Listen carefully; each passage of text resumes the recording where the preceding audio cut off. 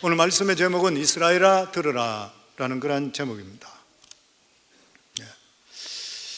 우리 성광교회가 12선교단체와 협력하고 있습니다. 그 중에서 차세대를 위해서 집중적으로 선교하고 있는 그러한 선교단체가 자아마입니다. 우리 김충근 장로님 우리 교회 몇 분 오셔서 말씀도 전해줬습니다. 저희가 이 자아마에 상당히 많은 물질도 보내고 저희들이 또한 기도하고 있습니다.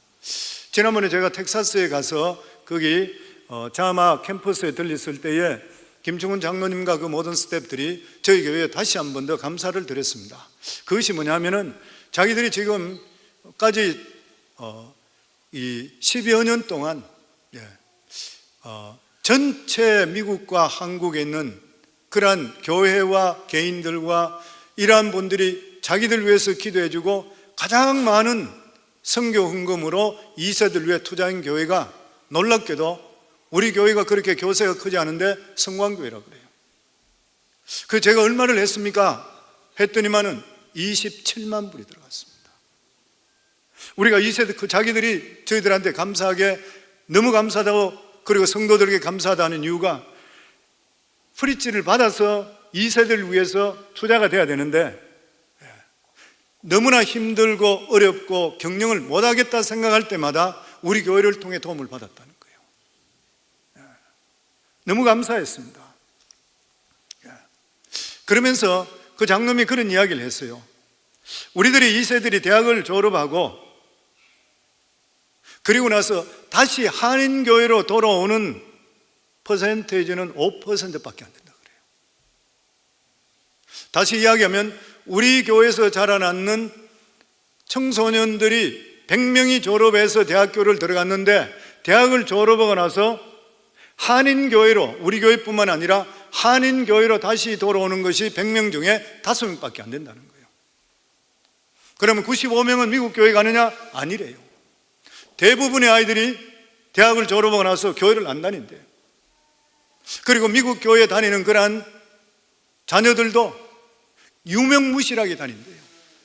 교회 핵심 멤버로 돌아서 열심히 다니는 것이 아니라 그냥 주일날 잠깐만 왔다 가버리는 것으로 끝나버린대요. 앞으로 우리의 다음 세대의 신앙은 너무나도 심각합니다. 만약 우리 1세가 신앙생활하고 끝나버리면 우리들의 미래는 없는 것이요. 우리가 너무나 잘 알고 있듯이 현재의 유럽의 자손들의 신앙을 전수하는 걸 완전히 실패해버렸습니다. 그래서 유럽 쪽에 있는 나라에서 선교사님들이 제가 잘 알고 있는 영국에 있는 아주 선교를 정말 잘하고 있는 분이 계시는데 우리 최 목사님이라고 저에게 메일이 와서 부탁이 뭐냐면 선교사를 좀 보내달래. 영국으로. 영국이 선교사를 파송했던 교회인데 지금은 선교사가 도로 들어와야 돼. 왜냐하면 예수 믿는 사람이 5% 미만이래요.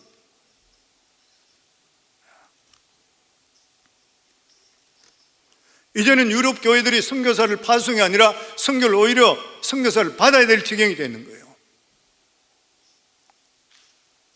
기록해 보니까 기독교 역사 2000년을 돌아보면 아주 흥미로운 점을 발견한대. 공통점을 발견할 수 있대. 예루살렘에 시작된 그러한 복음은 쉬지 않고 이방으로 전파되고 수많은 사람들에게 부흥의 흔적을 남겼지만 시간이 흐르면서 그 부흥했던 기독교 교회가 거의 다 쇠퇴되어 버렸다는 거예요. 초대교회의 배경이 되는 이스라엘과 터키 사도행전에 나타났던 그 수많은 교회들 우리가 실제적으로 우리 교회에서 가봤잖아요. 거기 터키 지역적 우리가 이해하는 에베소부터 해서 필립보 교회부터 해서 온갖 교회들 그 주위에 있는 것 다 가봤잖아요. 그쪽 지역에 남은 것이 뭐가 있습니까? 교회 기둥까지 뿌리까지 없고 신전들이 세워졌다가 쓰러져 있는 신전 기둥만 있어요. 우상 섬기던 신전이 그 자리에 들어있는데 그것까지도 무너져 있는 장소밖에 없어요. 그리고 기독교가 들어갔던 것이 모두 다 무슬림, 이슬람 종교가 들어가 있어요. 또한 터툴리안, 그리고 사이프리안, 아노비우스, 그리고 어거스틴 같은 초대교회의 거인들을 탄생시켰던 북아프리카도 교회는 흔적이 없어져 버렸습니다. 모두가 무슬림이 지배하는 그러한 땅으로 바뀌어버렸던 것이에요. 종교개혁에 발행되었던 독일, 프랑스, 영국, 유럽 국가들도 웅장한 위엄을 자랑하던 그 큰 교회들이 모스크들이 사들이든지 아니면 박물관로 바뀌고 있습니다. 어떤 데는 잘 알고 있듯이 술집으로 바뀌고 있어 사교장으로 바뀌고 있는 것이에요. 교회가 왜 과거의 기독교가 흥왕했던 기독교 왕국이 지금 사라지고 몰락의 길을 걷고 있는 것인가? 역사적인 사건을 근거로 해서 2000년의 기독교 선교 역사에 몇 가지 문제점이 있다는 거예요. 무슨 말이에요? 교회가 이방 선교에는 성공했지만 후손에게 신앙을 교육하는 데는 실패했다는 거예요. 심각한 문제입니다. 이게 수많은 선교사의 사역을 통해서 복음이 다른 민족에는 확장됐지만 몇 세대가 지나가기 전에 그 복음을 전했던 장소가 복음이 필요한 대상의 지역으로 바뀌었다는 거예요. 선교사들의 수많은 그러한 노력에도 불구하고 지난 100여 년 동안 전 세계 기독교 인구는 전혀 성장하지 않는 것은 다음 세대를 길러내지를 못했다는 거예요.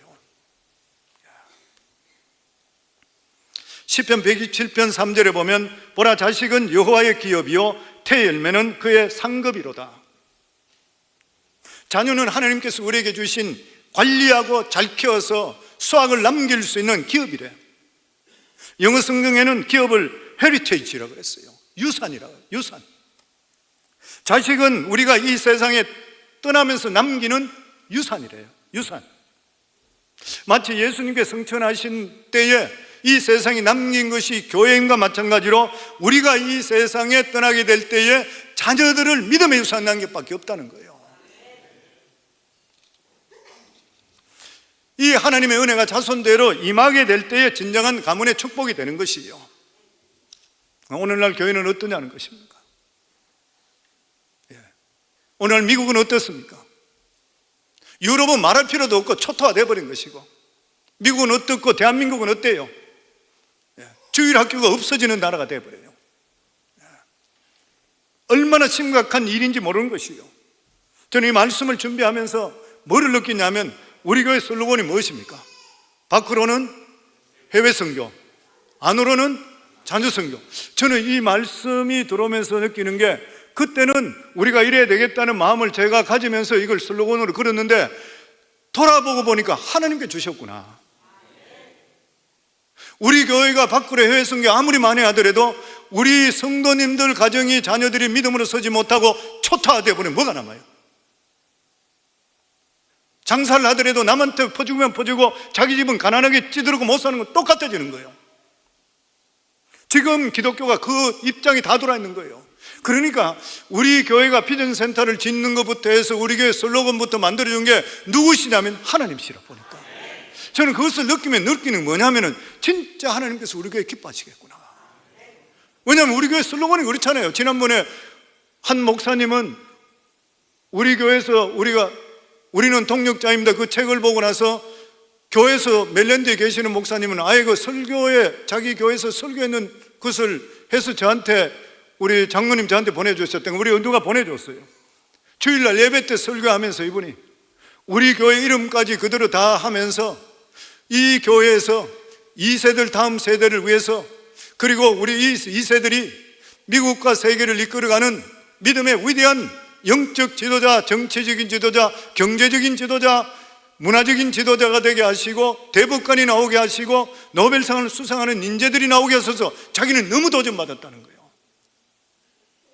상원의원이 나오고 대통령이 나오고 생각해보지 못했던 것이에요.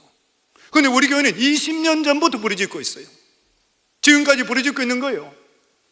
우리들의 자녀들이 이리 돼야 돼요.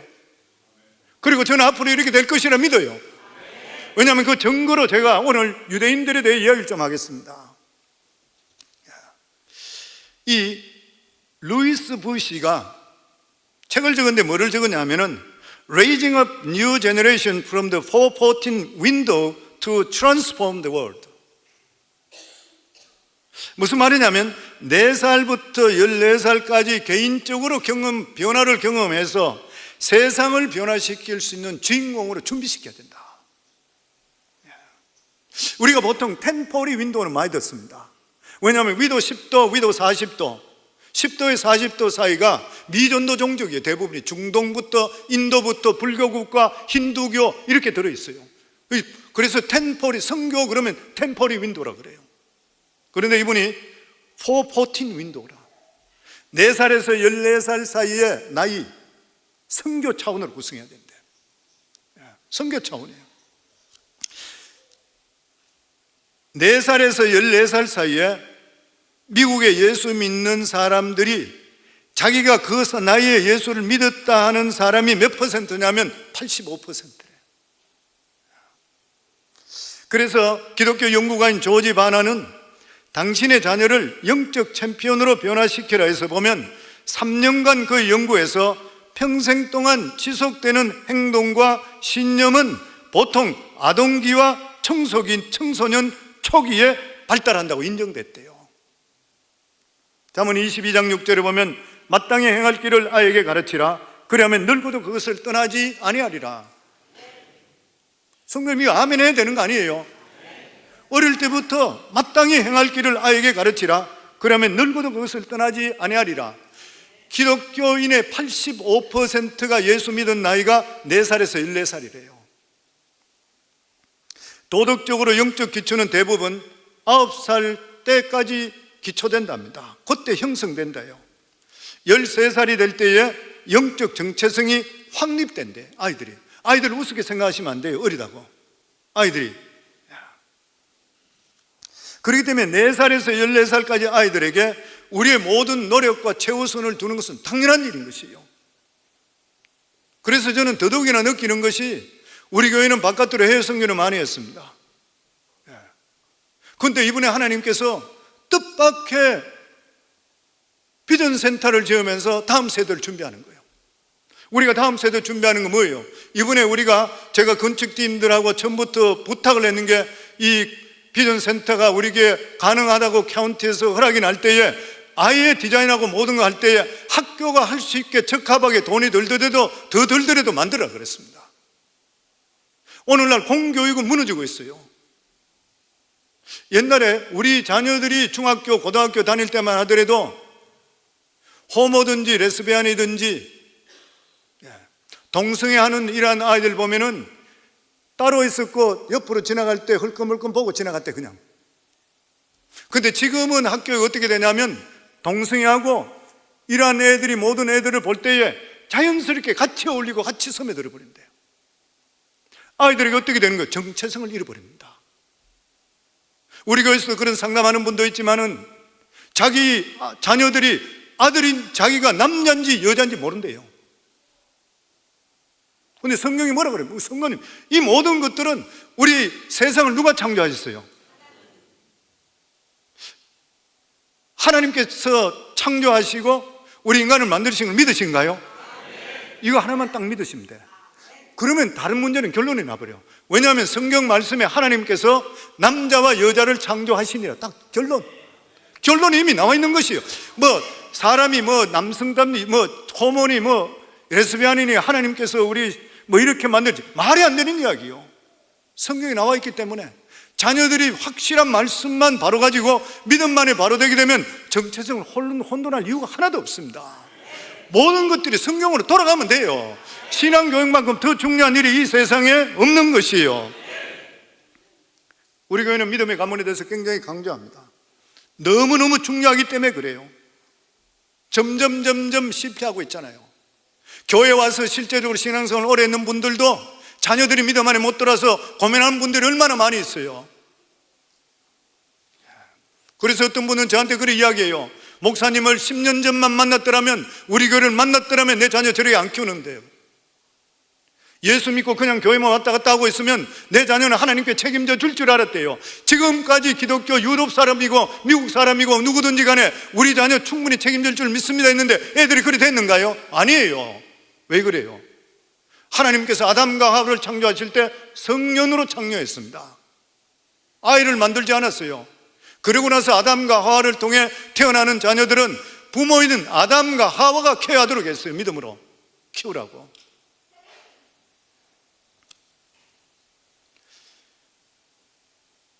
이 세상에 믿음의 교육으로 성공한 민족은,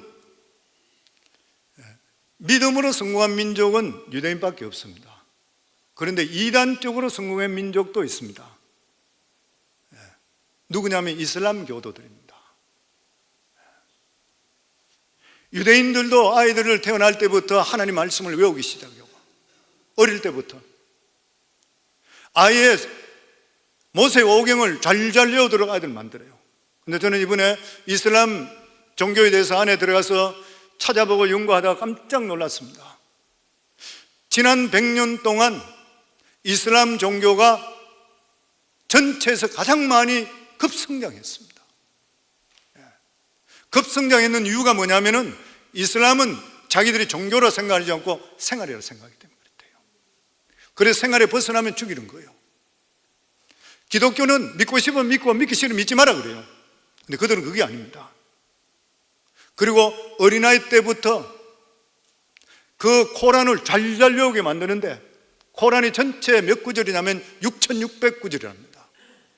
코란이 전체가 6600구절인데 어린아이들에게 6600구절 전부를 외우도록 만들면 큰 상급을 주는데 1년에 10만 명 이상이 외운대요.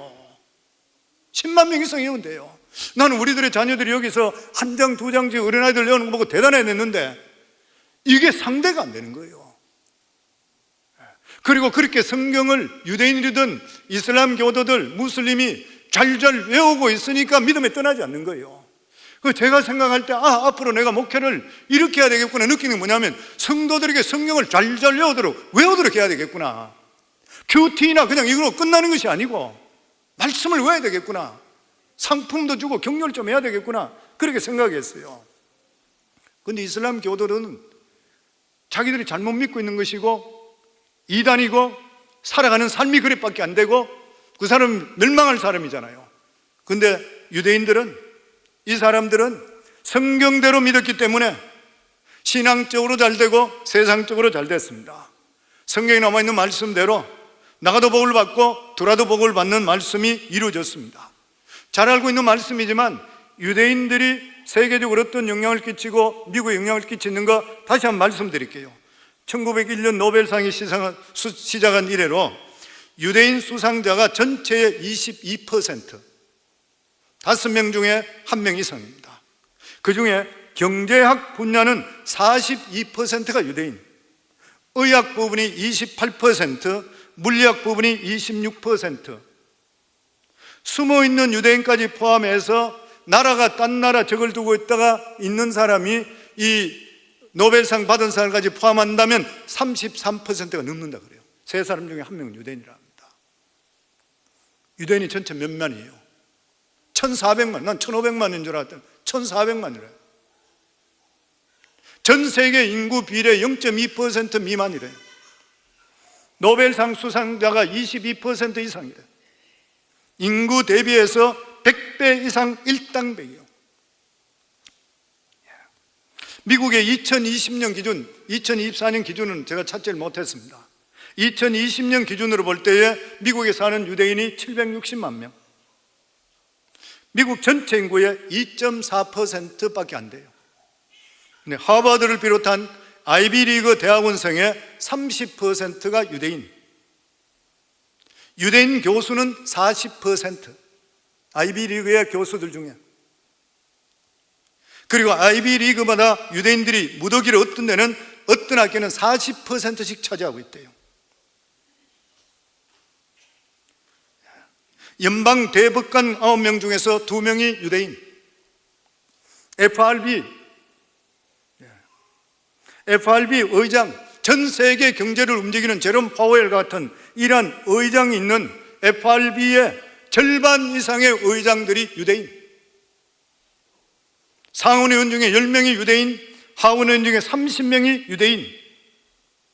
미국의 대부호 100명 중에서 22명이 유대인. 대기업 CEO 중에서 17.5%가 유대인.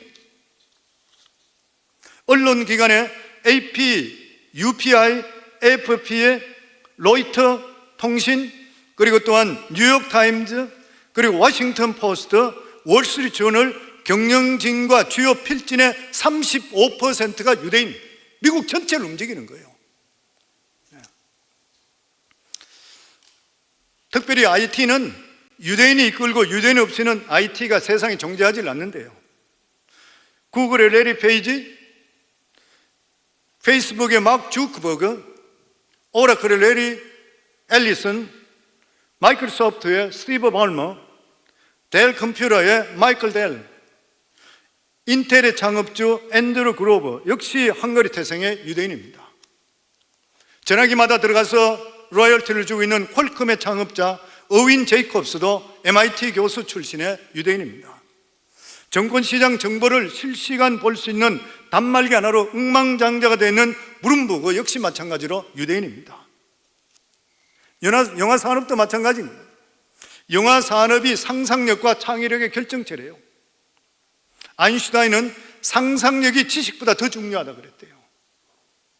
영화사 유니버셜 스튜디오, 패러마운트, MGM, 워너브라더스, 콜롬비아, 20세기 팍스 유대인이 창업했습니다. 1995년에 세운 드림웍스의 스티븐 스필버그, 제프리 카첸버그, 데이빗 게펜 모두 다 유대인인 거예요. 현재 할리우드의 대부분의 영화 제작자는 유대인이 운영하는데 50대 영화 제작자, 시나리오 작가, 감독들 중에서 60%가 유대인이래요. 그 적은 사람들이.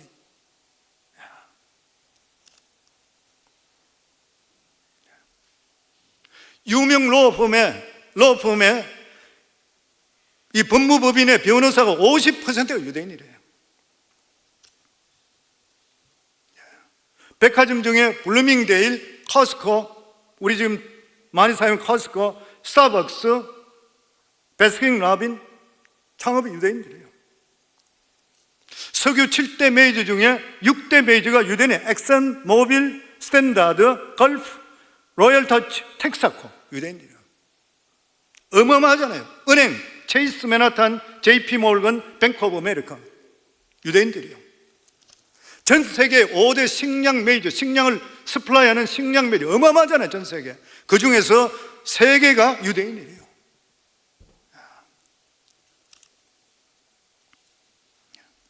이 모든 것들이 유대인들이 어릴 때부터 하나님 말씀으로 자기들을 키웠다는 거예요. 어린 자녀의 성공은, 이런 자녀의 성공은 어릴 때부터 이루어져서 그랬습니다. 성경에 보면 사드락과 메삭과 아벳느고 그리고 다니엘, 그들은 어릴 때부터 기도와 통찰력을 가지고 하나님께서 그를 사용했습니다. 그런데 그 당시 그들의 나이가 몇 살이냐면 11살에서 14살 사이였다 그래요. 바벨론에서 그들을 바벨론화 시키려 했습니다. 바벨론 교육을 시켰습니다. 왜냐하면 그 당시 바벨론이 세계를 지배했기 때문인 것이요. 그러나 바벨론 교육도 다니엘과 사드락과 메삭 아벳느고 이런 사람들을 변화시키지를 못했습니다. 왜 그런 것이요? 어릴 때 하나님 말씀으로 양육받았기 때문인 거예요. 얼마나 중요한 일인지 모르는 것입니다. 유대인들 탈선 어떻게 막는가라는 그런 책에 보니까 세대 차이를 만드는 자한두위 교육이 있고 세대 차이가 없는 유대인 교육 비교해 놨어요. 한국 교회나 미국 교회나 성장이 멈추고 2세들이 교회를 줄줄이 떠나고 있습니다. 그 원인 중에 가장 큰 원인이 뭐냐면 부모하고 같이 개도령을 못 하겠다는 거예요. 대화가 안 된다는 거예요. 그래서 떠나버리는 것이에요. 한국이든지 미국에 세대 차이가 심각하게 생겼던 원인이 뭐냐면 미국 이 교육을 실패로 만든 잔두이의 교육 철학이라고 해요. 잔두이를 미국 교육 철학의 아버지라 부른답니다. 잔두이의 철학은 어떠냐면 아이를 낳으면 아이가 원하는 대로 해주라. 요즘 한국이 그렇잖아요. 아이들 원하는 대로 그냥 두는 거예요. 교사는 아이를 가르치는 것보다 도와주는 보조 역할, 개인의 능력을 증진시키고 개인의 경험과 실험을 중요시한다. 미국의 영재교육은 공동체 유익보다 개인을 지향한다. 그래서 자녀들이 미국에서 교육받게 되면 자기중심적이고 자기 주장이 강해지는 거예요. 교육 때문에 그렇답니다. 그래서 개인주의자나 이기주의자가 되기 쉽고 이타적인 성경의 공동주의에 상반돼요. 자녀의 개인주의와 이기주의는 상대적으로 가정과 부모, 학교의 교사의 권위를 약화시키고 자녀의 권위를 강화시킨대요. 유대인들은 아이들이 원하는 대로 하는 것이 아니라 조상이 원하는 대로 하라고 그랬는데요. 그들은 아브라함과 이삭, 야곱 그리고 모세가 어떻게 했는지를 어려서부터 가르치는, 바로 구약의 법도와 율례를 가르치는 것이에요.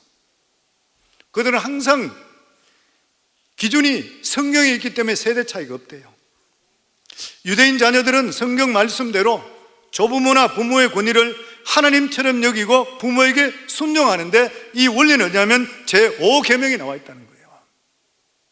그래서 자녀들에게 10계명을 가르쳐야 됩니다. 존 듀이는 자녀를 낳으면 전문가가 있는 학교에 맡기라 주장합니다.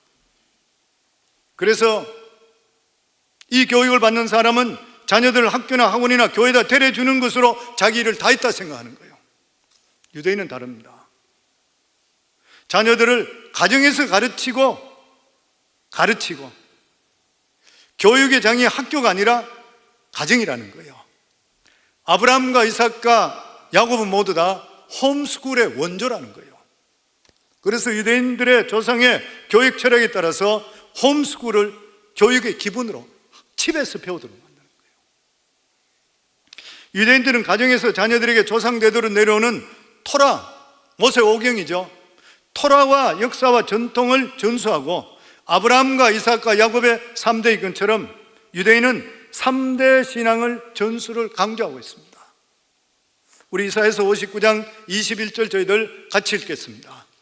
여호와께서 이르시되 내가 그들과 세운 나의 언약이 이러하니 곧 내 위에 있는 나의 영과 내 입에 둔 나의 말이 이제부터 영원토록 내 입에서와 내 후손의 입에서와 내 후손의 후손의 입에서 떠나지 아니하리라 하시니라. 여호와의 말씀이다. 이 말씀 얼마나 맞아요.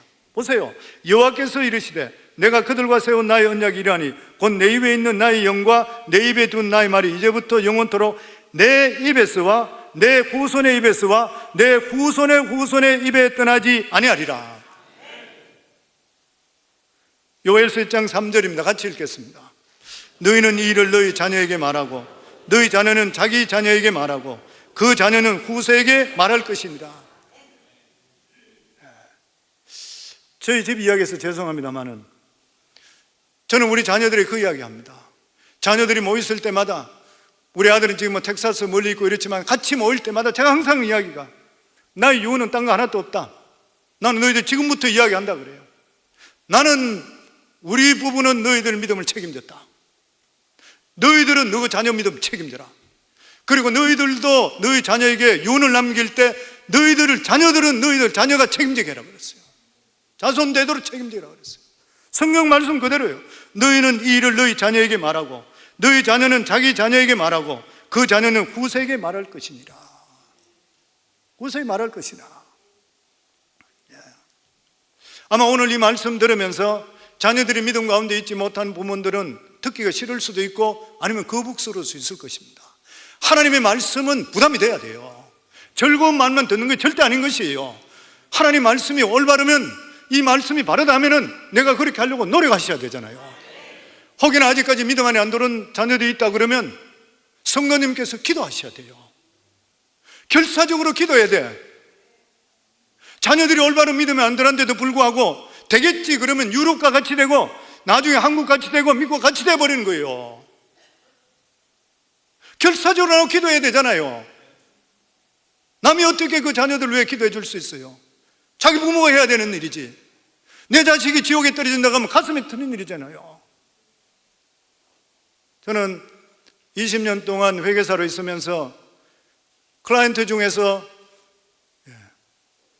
아이비리그에 들어가 있다가 자살해 죽는 애 봤습니다. 그렇게 뛰어나다고 했던, 자랑하던 자녀가 죽어버렸어요. 자살해버렸어요.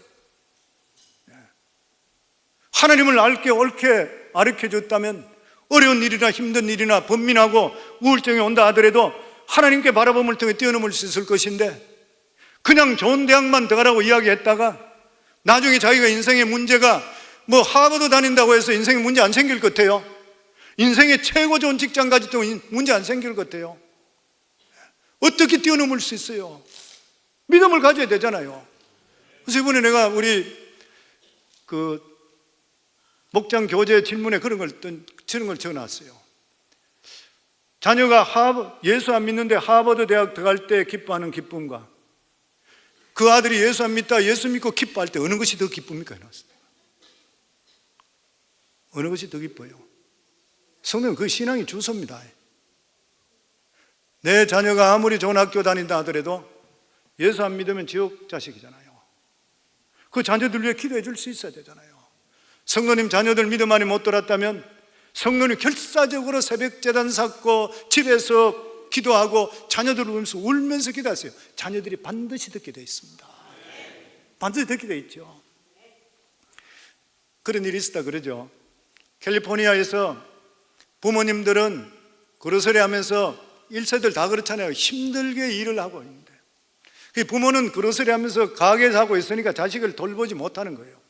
아들이 티네이저였었는데 가게 항상 아침부터 새벽부터 나가서 밤늦게까지 일을 하니까 일주일 내내 이 자식이 그냥 버려두는 거예요. 그런데 이분들은 교회는 나갔었어요. 이 부모님들이. 어느 날 아버지가 일이 있어서 집에 돌아왔더니만 이 아들 티네이저 아들이 스페니시 걸을 데려와서 침대 둘이 뒹굴고 있는 거 봤는 거예요. 기가 막힌 일이잖아요. 그래서 아버지가 그걸 보고 불같이 화를 내는 거예요. 화를 내가지고 하니까 아들이 벌떡 일어나가지고 자기 아버지한테 소리 지르지 마라 그러고는 네가 어떻게 이럴 수 있냐, 부모는 이렇게 고생하는데 네가 학교도 안 가고 지금 어떻게 이럴 수 있냐. 막 아버지는 너무 없었대. 그래 자기 아버지를 잡아가 확 밀어붙여 붙는 거예요. 밀어붙이니까 뒤로 넘어지면서 이 코너 모서리에 책장 모서리에 머리를 박혀가지고 피를 흘리면서 정신을 잃어버렸어요. 실제로 있었던 이야기 간증을 들었던 거예요. 보면 아내가 남편이 안 돌아서 이상하다 싶어서 집에 오니까 남편이 피를 철처럼 철어지는 거예요. 병원에 가고 다시 집으로 돌아왔어. 이 부부가 장사도 하기 싫은 거예요. 자식들 잘 되기 위해서 미국 왔는데 지금 짝이 꼴이 그게 말도 안 해요. 그래서 둘이가 팡팡 울며 기도하는 거예요. 하나님, 내가 자식 잘못 키웠습니다. 내가 장사하고 돈에 눈물을 가지고 내가 이거 아무것도 하지 못하고 이랬습니다. 우는 거예요. 하루도 아니고 이틀, 3일. 아들은 집 나가 들어도 안 해요. 그때부터. 며칠이 지났는데 아버지 엄마도 가게 문 닫아버리고 그냥 인생 다 살았다 생각하잖아요. 거기서 하나님 그냥 매달리는 거예요. 하나님 우리 아들 내가 잘못했습니다. 부모가 대성통곡하는 거예요. 계속. 근데 며칠 지나고 나서 아들이 돈 떨어졌어. 그래서 집으로 다시 돌아왔는 거예요. 돈 가지러 왔는데 보니까 엉엉 울면서 소리 지르면서 기도 소리 들려. 그래서 이래 보니까 자기 아빠 엄마가 자기 아들 이름을 부르면서 하나님 내가 잘못했습니다 엉엉 울고 있는 거예요. 그 아들이 그걸 쳐다보고 있다가 성령이 임했어요. 그 자리에서 이 아들이 거기서 자기 아버지 엄마한테 끌어안고 아버지 엄마한테 안기면서 아버지 엄마 내가 잘못했어요 대성통곡하기 시작합니다. 그러고 나서 이 아들이 그때부터 바뀌기 시작하는 거예요.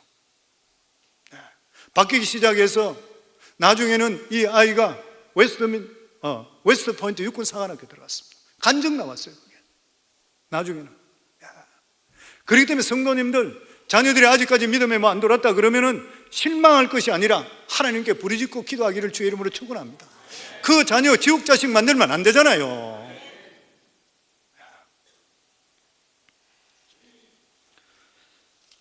(3대가) 세대 차이가 없으면은 영원히 세대 차이가 없다고 합니다.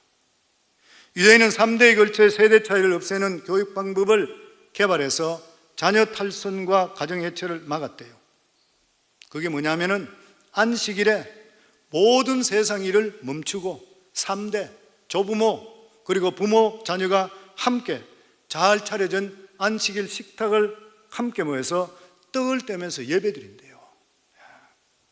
아버지가 하나님께 찬양하고 아버지가 자녀들에게 하나님의 말씀 탈무드를 읽어주고 그리고 탈무드 디베이트 한대요. 서로 대화를 나누기 시작한대요. 이 토론으로 자녀들의 인성과 지성교육, 신앙교육 매주에 3시간에서 4시간 성경 토론으로 가족이 끈끈한 사랑의 정으로 묶는 것이에요. 우리 교회에서 부르짖는 거 똑같잖아요. 가정예배 드리라 그러잖아요. 저도 평신도로 20년 있고 목회한 지 23년 됐습니다. 제가 이터에 있으면서 느끼고 하는 것이, 가정의 자녀들이 믿음 안에 바로 들은 것은 가정예배 드려야 돼요. 가정예배 일주일 내내 못 드리더라도 날짜를 정하시라도 드려야 돼요. 들으면서 부모님의 신앙을 이야기해 주셔야 돼요. 하나님의 하신 일들을 이야기해 주셔야 돼요. 아이들이 경험 못 하잖아요.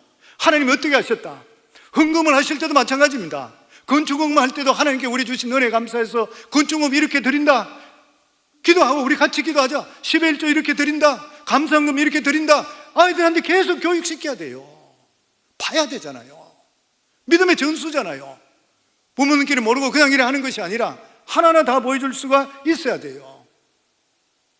유대교는 목사와 같은 랍비도 안식일에 회당에 설교한 후에 안식일에 신방 안 간답니다.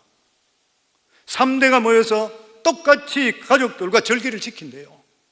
저희 교회도 처음 시작할 때 오후 예배 없앴습니다. 제가 저희 교회 처음 시작할 때만 해도 오후 예배 드린 교회, 저녁 예배 드린 교회 많았어요. 근데 너는 교회 시작하면 그랬습니다. 교회 와서 예배 드리고 가족끼리 가서 저녁 잡수든 모이든 간에 피크닉을 가든 가족끼리 가시라 그래요. 믿음의 공동체로 사시라 그래요. 예배당 와서 저녁까지 있다가 뼈꼬리 사시다가 피곤해가 지쳐서 아이들하고 이야기도 한마디 못하고 다음 주일 맞이하지 마라 그래요. 오늘 본문의 말씀은 우리가 너무나 잘 아는 말씀이고 유대인들의 교육 강령이잖아요. 대헌장이라고 그래요. 쉐마, 이스라엘아, 쉐마란 말이 들으라, 제발 좀 들으라, 들으라 이스라엘이잖아요. 이걸 누가 이렇게 말씀했어요? 하나님께서 모세를 통해 주신 말씀이요. 40년 광야 생활을 하고 나서 이제는 자기들이 가나안 땅을 마주보는 그 장소에서 모세가 지금까지 40년 광야에서는 보이는 것이 하나도 없으니까, 광야밖에 없으니까 하나님만 바라봤던 거예요.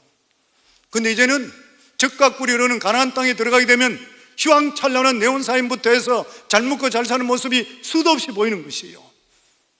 그런데 그 앞에 들어가기 전에 전체 이스라엘 백성들을 다 모아놓고 나서 다시 한 번 더 하나님께 말씀하는 것이 들으라, 너희들은 들으라, 들으라 이스라엘아. 똑같이 오늘 주시는 말씀이요. 들으라 이스라엘아. 그러면 주신 말씀이 세 가지 명령을 하십니다. 우리 신명기 6장 4절에서 9절까지 다시 한번 같이 읽겠습니다. 이스라엘아 들으라, 우리 하나님 여호와는 오직 유일하신 여호와시니 너는 마음을 다하고 뜻을 다하고 힘을 다하여 내 하나님 여호와를 사랑하라. 오늘 내가 내게 명하는 이 말씀을 너는 마음에 새기고 내 자녀에게 부지런히 가르치며 집에 앉았을 때든지 길을 갈 때든지 누워있을 때든지 일어날 때든지 이 말씀을 강론할 것이며 너는 또 그것을 내 손목에 메어 기호를 삼으며 내 미간에 붙여 표로 삼고 또 내 집 문설주와 바깥문에 기록할지니 정신 동서 사방할 것 없이 듣고 또 들으라. 이스라엘을 들으라. 쉐마, 들으라가 쉐마잖아요. 들으라 이스라엘아, 우리 하나님은 유일하신 하나님이시다. 이거 하나만 있으면 돼요. 너는 마음을 다하고 뜻을 다하고 힘을 다하여 내 하나님을 사랑하라. 자녀들에게 가르치는 게 뭐예요? 우리 삶도 뭐예요? 우리 삶 속에 살아가는 첫 번째가 하나님 사랑인 거예요. 이 세상 물질보다, 지위보다, 명예보다, 어떤 보다, 자녀보다, 누구보다도 하나님 사랑이 최고인 거예요. 두 번째가 내가 내게 명하는 이 말씀을 네 마음판에 새기라. 그리고 이 말씀을 부지런히 자녀에게 가르치래요. 부지런히 자녀에게 가르치라. 내 자녀에게 부지런히 가르치며 집에 앉았을 때든지 길을 갈 때든지 누워있을 때든지 일어날 때든지 이 말씀을 강론할 것이며 말씀을 반복해서 끊임없이 외우고 끊임없이 가르치라는 거예요. 왜냐하면 교육에서 반복만큼 중요한 거 없습니다. 설교도 30%는 반복해야 된다 그래요. 왜냐하면 사람들은 아무리 좋은 말씀도 듣고 나면 잊어버린대. 근데 그것이 30% 정도는 똑같은 말이 계속 들어와 있어야 된대. 그래서 우리 교회도 보면 기도하면 있고 기도하면 없다, 기도하는 책임 안 하면 내 책임, 그리고 우리가 예배 승리, 인생 승리 계속적으로 하는 거예요. 밖으로 예배 승리, 안으로 찬송 승리 계속 들어야 돼. 우리 자신들, 우리 기억력 믿을 수 있어야 돼. 들어야 돼요. 성경에 보면 사복음서도 같은 말씀이 너무 많이 들어있어. 그런데 사복음서를 적었어요. 반복.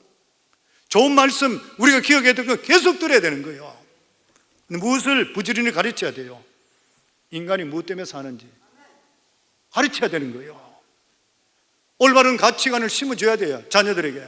마태복음 16장 26절에 사람이 만일 온천하를 얻고도 제 목숨을 잃으면 무엇이 유익하리요? 사람이 무엇을 주고 제 목숨을 바꾸겠느냐? 자녀들이 살아가는 삶 속에 절대적인 관심과 일시적인 관심에 대해서 분명하게 이야기해 줘야 됩니다.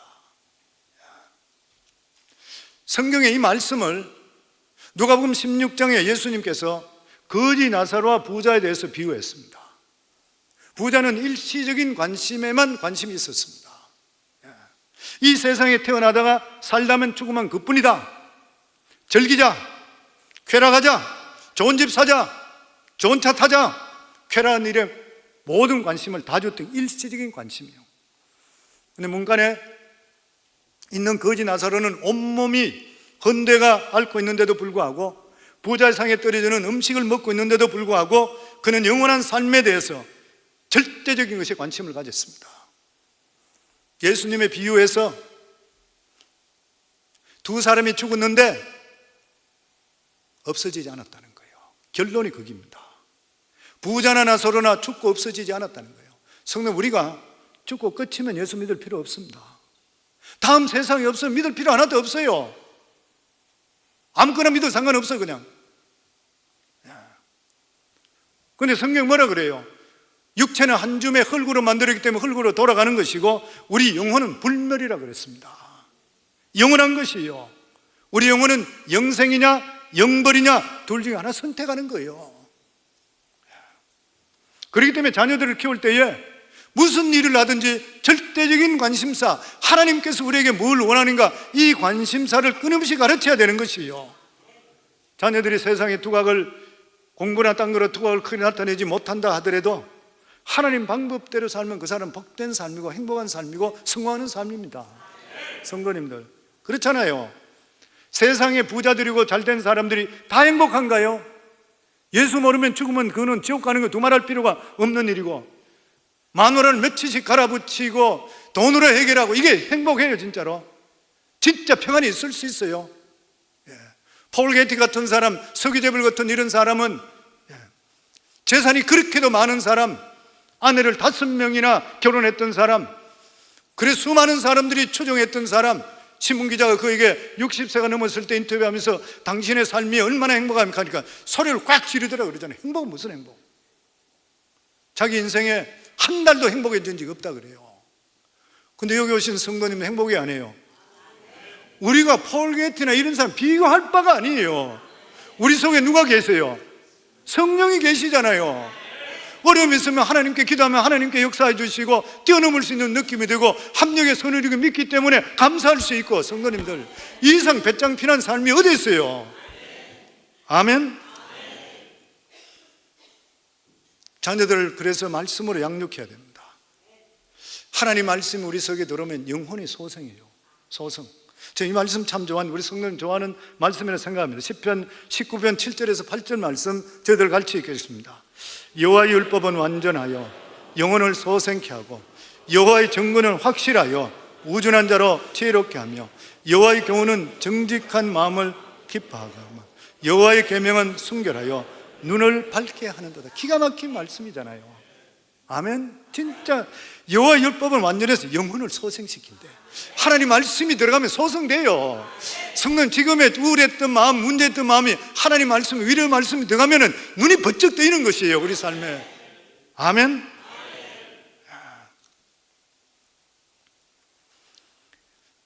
미국의 대통령 중에 20세기 1900년도부터 지금까지의 고졸로서 대통령 된 사람이 한 사람 있습니다. 그 사람이 우리가 잘 알고 있는 한국 6.25 동란 때 참정케 했던 트루만 대통령입니다. 트루만 대통령은 학력이 고졸밖에 안 돼요. 자기의 꿈은 뭐였었냐면 웨스트 포인트 육군 사관학교 가는 것이었는데 눈이 너무 나빴기 때문에 들어갈 수가 없었어요. 미조리 시골에 태어났어요. 그래서 그는 법원에 서기로 있던 그런 사람이 어떻게 정치계에 입문했다가 나중에 부통령 됐다가 그러고 나서 대통령이 됐어요. 이 트루먼 대통령은 정치에서 은퇴한 후에 고향인 미조리주에서 기념 도서관을 짓고 어린이들과 자주 어울렸다 그럽니다. 한 번은 도서관에 한 어린이가 와서 이렇게 물었습니다. 대통령께서는 이렇게 위대했기 때문에 대통령이 됐으니까 우리같이 어릴 때에 학교 다닐 때 반장했어요? 반장했어요? 물으니까 아니야, 나는 꼴찌였어. 나는 겁이 너무 많아서 친구들이 고함만 치면 몸을 움츠렸고 운동을 잘하지 못했기 때문에 아이들이 운동할 때 나는 구경만 했어. 그리고 나는 눈이 너무 나빠서 안경을 벗으면 글을 읽을 수가 없어서. 아이들이 묻습니다. 그런데 어떻게 대통령님이 됐어요? 근데 그가 이렇게 이야기했습니다. 그렇지만 나는 언제나 성경책을 읽어서 매일 성경을 읽었단다. 그 성경 중에 빌립보 4장 13절, 내게 능력 주시는 자 안에서 내가 모든 것을 할 수 있느니라. 이 말씀 한마디가 내 어릴 때부터 대통령이 되고 은퇴할 때까지 내 중심을 잡아줬다 그래요. 하나님 말씀 한 구절 말씀이에요. 자기는 눈이 너무 나쁘고 몸이 너무 약하고 운동도 못하고 소리도 지르지 못하는 이러한 아이였기 때문에 자기는 의기소침했고 항상 할 수 없다고 생각하고 나는 약하다 생각하고 나는 아무것도 아닌 인간이라 생각할 때마다 빌립보 4장 13절을 계속 외웠다 그래요. 자기는 내게 능력 주시는 자 안에서 내가 모든 것을 할 수 있다 할 때 내 속에 용기가 솟고 힘이 불끈불끈 생기기 시작했다 그래요. 누가 해주시는 거예요? 성령의 능력이 임하는 거예요. 트루먼 대통령이 말씀에 의지해서 용기와 힘을 얻게 되고 2차 세계대전을 무사하게 승리로 이끌고 위대한 대통령이 될 수 있게 되었다 그래요. 성령의 말씀이라는 이러한 위대한 역사가 임하게 되어 있는 것입니다. 성경에 나오는 이러한 위대한 말씀들이 우리 속에 들어오게 될 때 우리 인생을 좌우하는 힘의 원천을 만들어 주는 것이요. 그래서 가정 예배 드리며 자녀들에게 성경을 같이 읽도록 하셔야 됩니다. 그리고 상품까지 준비해서라도 읽을 때 격려하셔야 돼요. 성경에는 무한한 지혜가 숨어져 있어요. 잠언 4장 7절로 8절에 보면 지혜가 제일이니 지혜를 얻으라. 우리 같이 읽겠습니다. 지혜가 제일이니 지혜를 얻으라. 내가 얻은 모든 것을 가지고 명철을 얻을지니라. 그들을 높이라. 그래하면 그가 너를 높이 들리라. 만일 그를 품으면 그가 너를 영화롭게 하리라. 근데 이 지혜는 어떻다고요? 구하는 자에게 주신대. 잠언 2장 6절 같이 읽습니다. 대저 여호와는 지혜를 주시며 지식과 명철을 그 입에서 내심이라. 아멘.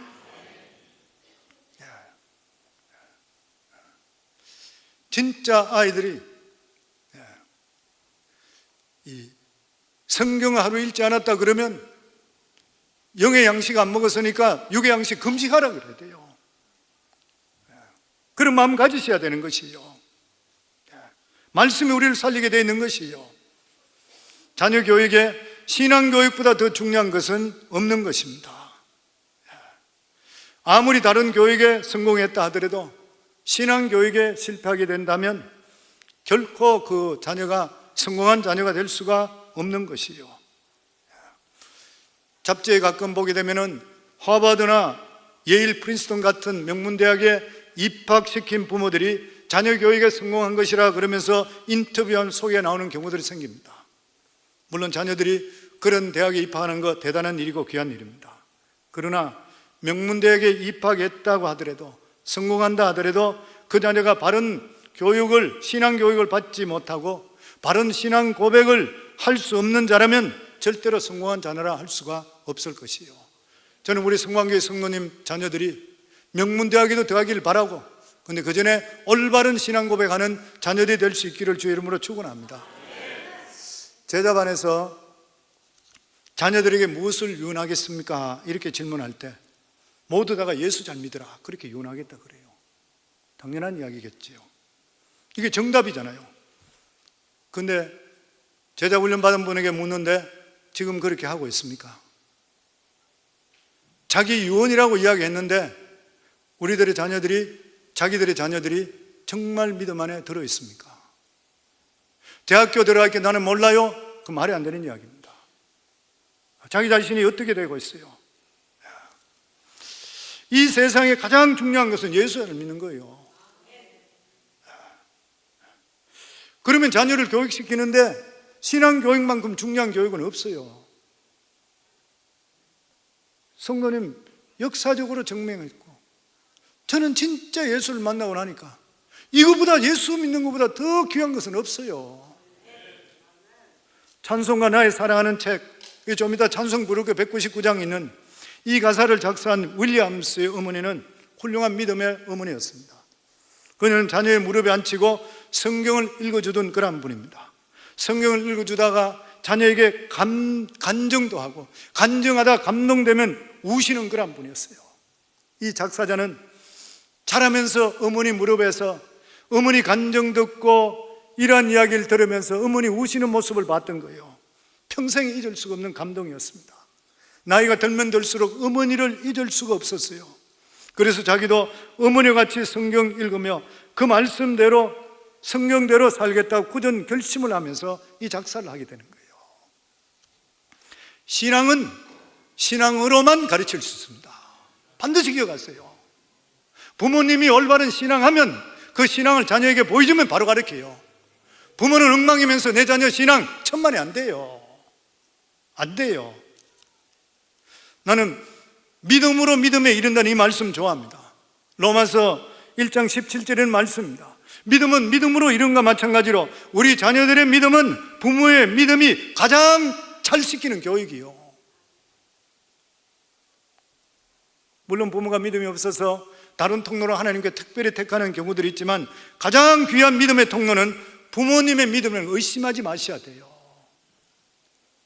우리는 동력자입니다. 그 책에도 나와 있죠.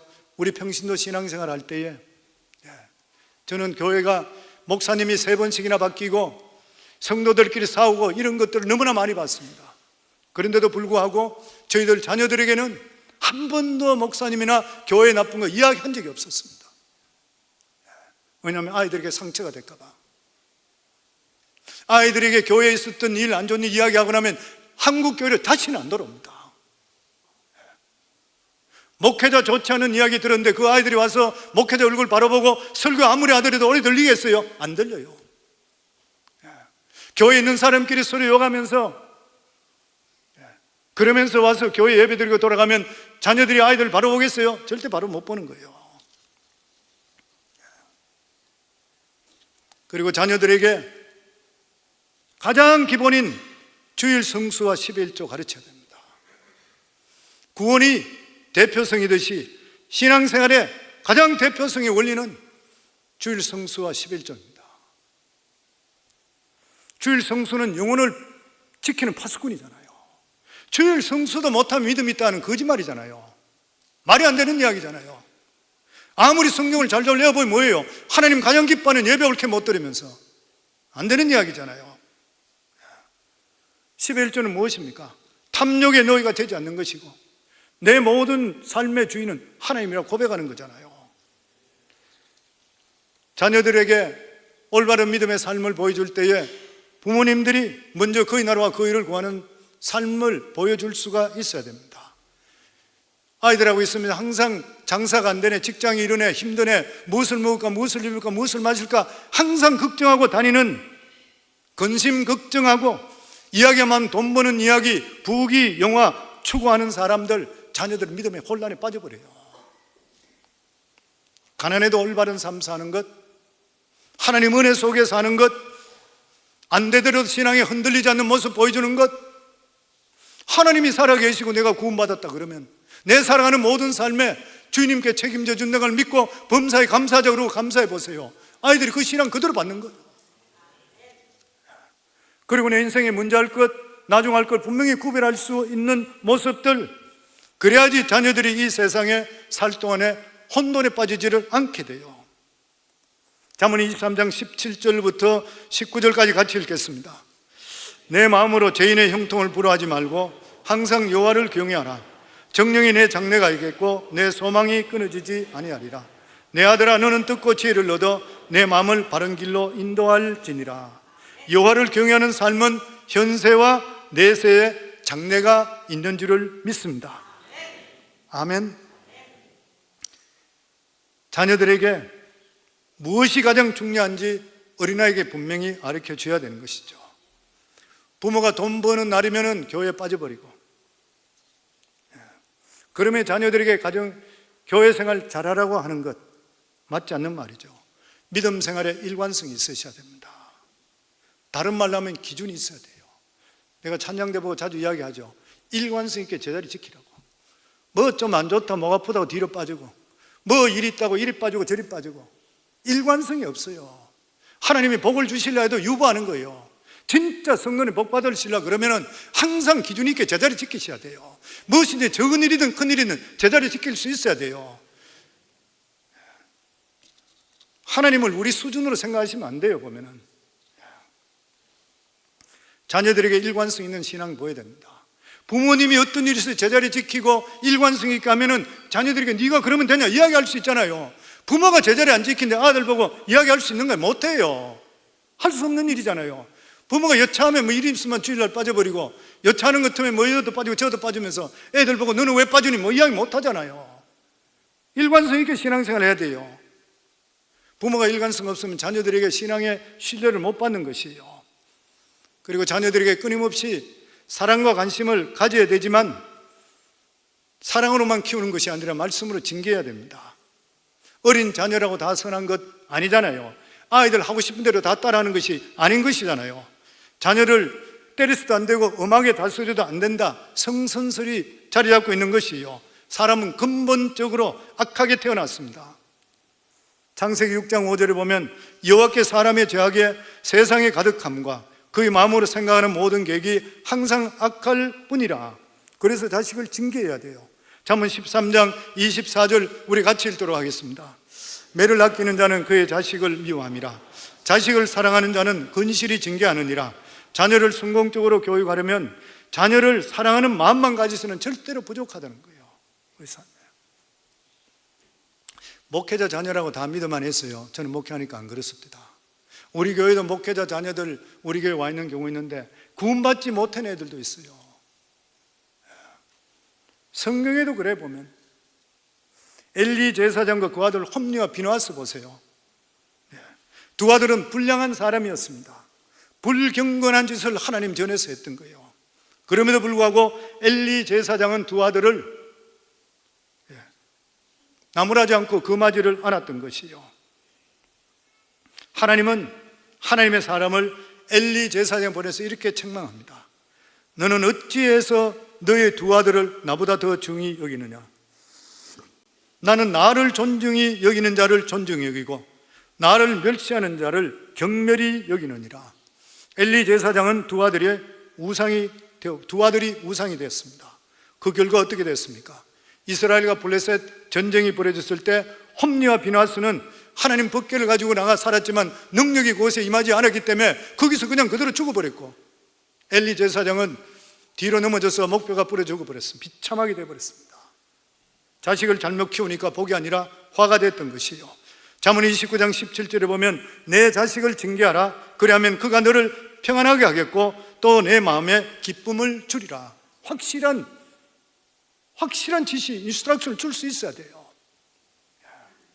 그리고 마지막으로 게으르고 나태한 것은 음이 꾸짖어야 됩니다. 자녀들 키울 때요. 하나님은 일꾼을 부르실 때 똑똑한 사람 안 부르십니다. 능력 있다고 부르는 거 아닌 것이요. 하나님 어떤 사람 부르세요? 근면하고 성실한 사람 불러요. 그 사람이 똑똑하냐 이거 안 봐요. 하나님께서는. 왜냐하면 능력은 하나님 주시면 되기 때문에. 사람이 누구나 성실하면 유능할 가능성이 있습니다. 그런데 성경에 보면 무능한 것은 언제나 게으름이라 이렇게 말씀합니다. 예수님은 한 달란트 땅에 묻은 종을 보고 무능한 종이라고 그랬어요. 무능한 종, 게으른 종이라고 그랬어요.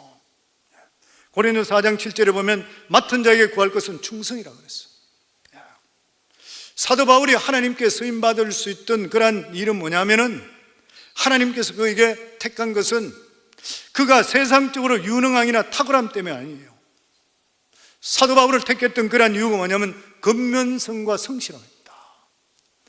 예수님이 다메섹 도상에서 예수 믿는 사람을 잡으러 가던 이 사도 바울을 택했던 그런 이유가, 이 사도 바울은 자기가 믿는 신념에 대해서는 대단히 열심히 했던 사람이에요. 하나님께서 그것을 아시고 하나님의 살아계심을 보여주는 바꿈을 통해 유대교에서 기독교로 최상의 사람으로 만들어버렸습니다. 그렇기 때문에 사랑하는 성도님들, 자녀들을 믿음으로 키우셔야지 인생에 절대 후회가 없습니다. 후회가 없는 일이죠. 우리들 자녀들에게 순결과 정직성은 믿음 안에 다 들어있습니다. 믿음 안에 전부 다 들어있어요. 하나님은 빛이시기 때문에 믿음 안에 들어오면 들어올수록 그 아이나 우리 삶이 밝아지게 되어 있습니다. 믿음에서 떠나면 떠날수록 자동적으로 어두워져 흑암 속에 들어가는 거예요. 하나님께 가까이 하면 가까이 할수록 거짓되고 불결하게 살 수가 없어요. 요셉이 보디발 부인의 유혹을 이길 수 있던 이유가 뭐였어요? 믿음 때문인 것이요. 바른 믿음을 가지게 될 때 자녀들이 순결과 정직을 가질 수가 있는 것이요. 뿐만 아니라 아이들에게 바른 믿음이 들어가게 될 때 우리 자녀들이 용기 있게 살아갈 수 있게 되는 것이요. 왜냐하면 나는 할 수 없지만 하나님은 하실 수가 있다는 것을 믿기 때문인 것이요. 다윗이 골리앗을 이길 수 있는 용기를 가질 수 있던 게 뭐예요? 하나님에 대한 믿음이었잖아요. 하나님을 믿는 사람은 어떤 환경이나 처지에 절대 두려워하지를 않고 비겁해지지를 않는 것이에요. 왜냐하면 천지를 지으신 하나님께서 나와 함께 한다는 것을 믿기 때문에 믿음이 그를 담대케 만들어 주시는 것이에요. 사랑하는 성도님, 이 세상에 믿음만큼 더 중요한 거 있습니까? 가정을 행복하게 만들고 자녀의 인생을 행복하고 성공하고 축복하는 것은 하나님께 대한 믿음입니다. 우리 자녀들, 그리고 우리 교회, 저는 우리 교회 이 슬로건이 너무 좋습니다.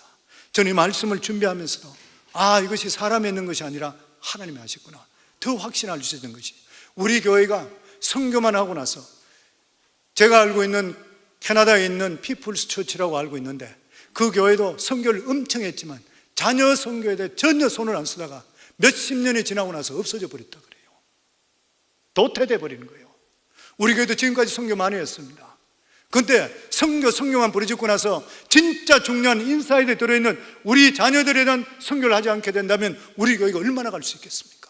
이걸 하나님 먼저 아시기 때문에 우리 교회에 비전 센터를 세우시고 학교를 할 수 있도록 마음을 주시고 다음 세대를 준비할 수 있도록 마음을 주신 것이 누가 하게요? 하나님 하십니다. 그래서 우리 교회 성도된 걸 기뻐하시고 자랑하기를 주의 이름으로 축원합니다. 그리고 우리 성도님 모두 다가 정말 우리 성광교회 마찬가지로 밖으로는 회의 선교, 안으로는 자녀 선교해서 우리 자손 대대로 믿음의 가문을 일으키는 우리 성도들 다 되기를 주의 이름으로 축원합니다.